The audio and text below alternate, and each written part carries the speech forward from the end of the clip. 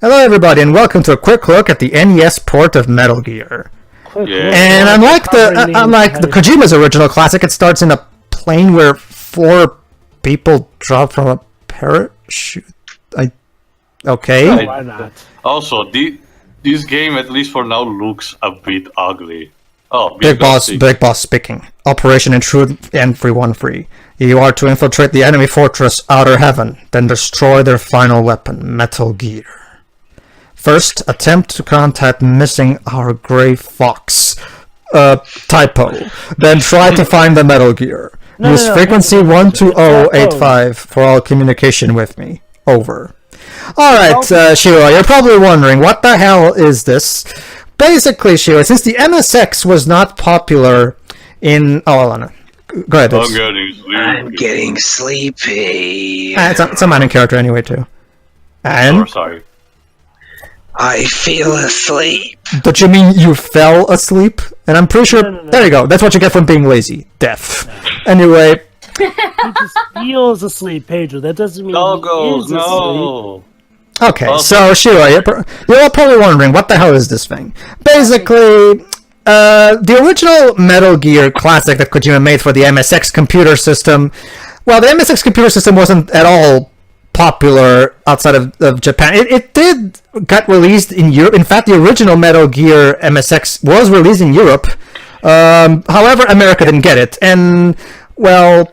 Konami wanted the version in America, the NES is popular, so port the game to the NES, which would be cool.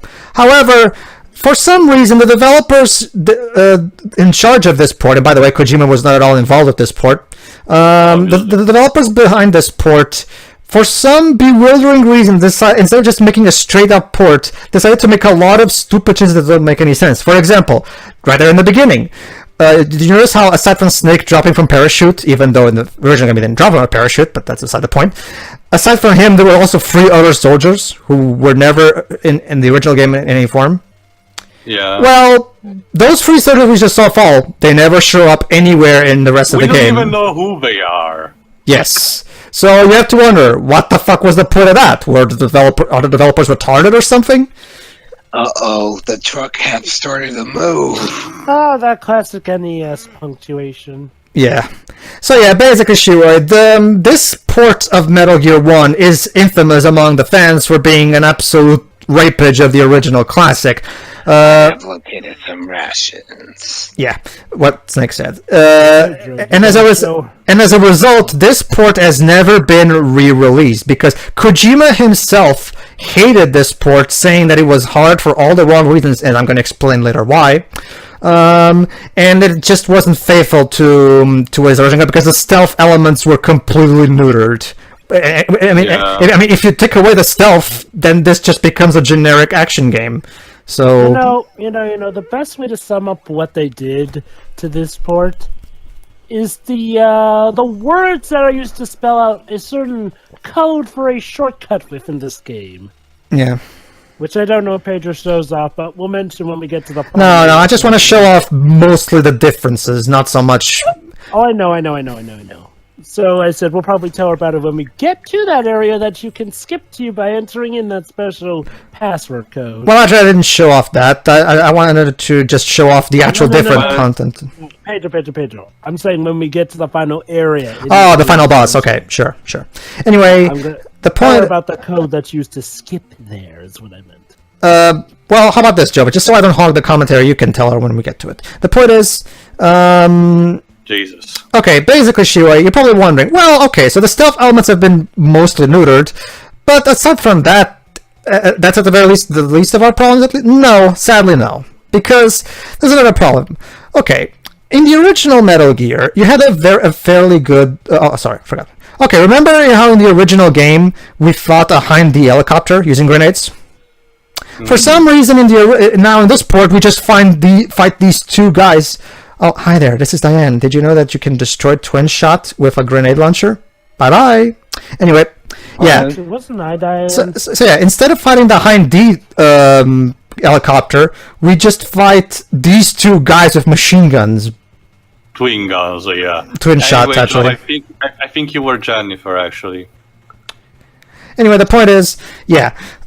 Basically, Shiro, in the original MSX version had checkpoints. Like every time you went into an elevator or just reached a different floor, the game will automatically save a checkpoint, and if you got a game over, you would just go back to that checkpoint. Simple, right? Yeah. Here's the problem. They completely changed the checkpoint system of this game. Instead, How you many all... saves can that move take? That too, but yeah. In this one, Shiro, you only get the checkpoint when you level up, or rank up if you prefer. Which means that you only get a total of 3 checkpoints over the course of this game. Which So means... essentially, you have to speed run through it. Yeah.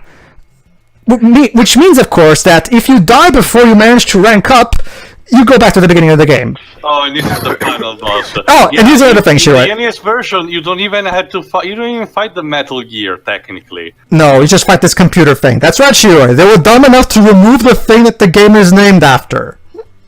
But here's the best part, Shiro, right?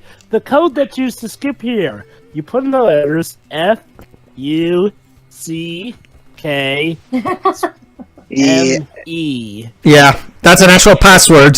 That's an actual password to get to the computer right away. Believe it or not. Yep. Right.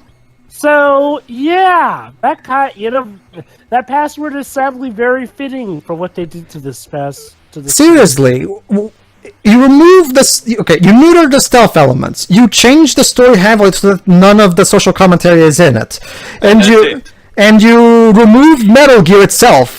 How the hell is this supposed to be a Metal Gear game now? This has been Begin preparations for evacuation. All right, let's. Oh, the timer is even shorter than in the MSX version. Fortunately, just like in the original, we can smoke the cigarettes to increase our timer. What?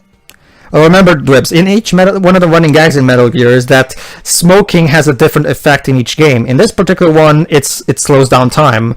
In the second game, it changes the wind's direction. Kojima's weird, just roll with it. Anyway... In Solid, I think it's used for revealing Well, I gotta say, the revelation in this port just feels incredibly lame. Yeah, I know.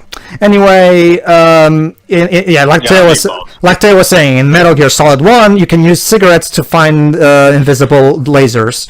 I actually forgot. Well, actually, we cannot. In Phantom Pain, it kind of returns to the origin with the Phantom Cigar that allows you to skip time in order to speed up time. Yeah.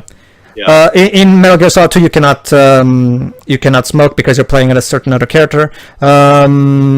I forgot what do the cigars do in MGS3? I don't remember. Well, whatever. The point is, this is a running gag, Dwibs. The cigarettes they always do a different thing in each game. Alright, we defeated Big Boss, and like Dwibs just said, that was a really lame interpretation of that climax. Yeah. So basically, Big Boss just died. Well, that's the thing, though. At the end of the original Metal Gear by Kojima, we have an after-credits scene where Big Boss reveals to be alive and, to return the sequel. Here we get an epileptic disease. And here we don't have an after-credits scene, so... This is Solid Snake. The Metal Gear has been destroyed. Operation Intrude M313 is a success. We don't even get to see It's all Snake's over. portrait. Everything at last. Solid Snake returning the base. Over. And that's it. Aside from what you've not seen, aside from that, the script of the game... Can we bring you a spot news report? Today at dawn, there was apparently a large-scale earth tremor in the region of Johannesburg, South Africa. This is your computer speaking. Here are the creators of your Metal Gear game. Yeah, problem port. This isn't on the MSX anymore. Yoshihiro Suji. Alright, we get it, Whips. Anyway, yeah. Aside from that, yeah, like you probably know, Shiro, this script is also full of NES-style typos, like I feel asleep. How lazy they are that they still said this is your computer speaking when they forgot that this port is not on the computer. Yeah. It's, on the NES instead. My guess is Jova. My guess is Jova. They copy-pasted that from the original game and they didn't bother changing it. Anyway, Anyway, yeah, that was Metal Gear on the NES. A quick let's look, just because, again, there's no point in doing this game again, because aside from those two aspects that I just shown, the game is pretty much the same, aside from being neutered, obviously. But yeah, this version is terrible, and it's not at all fun to play, especially... It's no wonder that Kojima hated it, and this version never got re-released. This particular version never got re-released, and instead the MSX version got, because, well, that's the one that actually is the groundbreaking classic. So yeah, that was stupid. Jova.